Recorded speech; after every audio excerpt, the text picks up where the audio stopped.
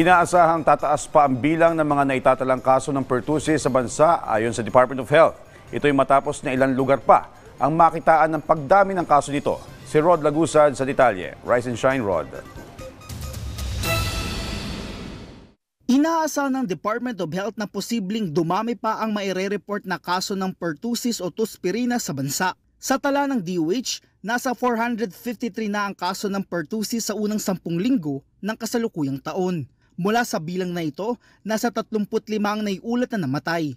Ayon kay Undersecretary Eric Tayag, mas mataas ito sa 23 kaso na naitala sa kaparehong panahon noong nakaraang taon.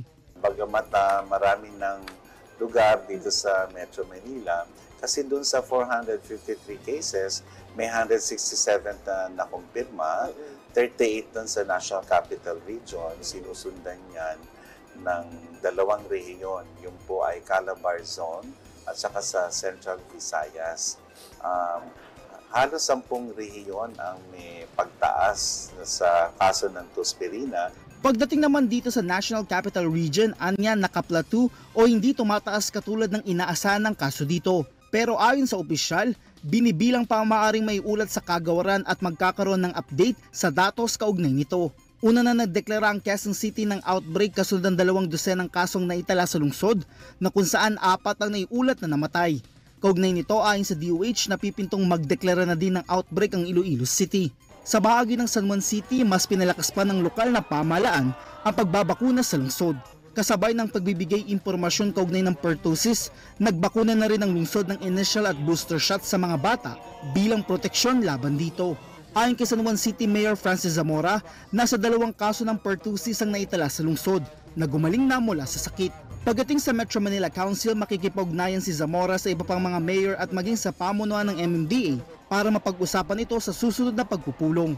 What we really have to do is inform the public. Ano ba itong pertussis? Kahit ako po, aminado po ako na nitong mga nakarang araw, tsaka ko lang nalaman ano ba itong sakit na ito. Kaya mahalaga po talaga na magkaroon tayo ng massive information campaign sa lahat ng local government units sapagkat ito naman po ay isang sakit na pwedeng maiwasan. Isa si Maureen na pinabakunahan na ang kanyang 1 taong gulang na anak. Nag-aalala po, syempre, magulang po tayo, bata po, mas prone po sila sa mga ganyang klase ng mga sakit. Kaya po, nung nagkaroon po ng opportunity na may ganitong bakuna or booster po, agad po kaming pumayag. Dahil dito, mas kampante na siya at napawi na ang kanyang pag-aalala. Kaugnay nito, panawagan ng LGU, magpabakuna na. Sa bahagi ng DOH, kasama sa dahilan ng pagtaas ng kaso ng pertussis ay ang mababang fully immunized child coverage. Ayon kay Undersecretary Tayag, nasa 72% lang ito. Kaya nagsasagawa ng catch-up immunization ng DOH tulad sa measles o tigdas. At para maging mataas ang proteksyon ng measles vaccination, kinakailangan hindi ito bababa sa 90%. At para tuluyang maalis ito, dapat hindi bababa sa 96%. Ngayon yung pertussis, binibigay yon as early as 6 weeks yung baby at 2 beses pa muli ibibigay yon 1 month apart.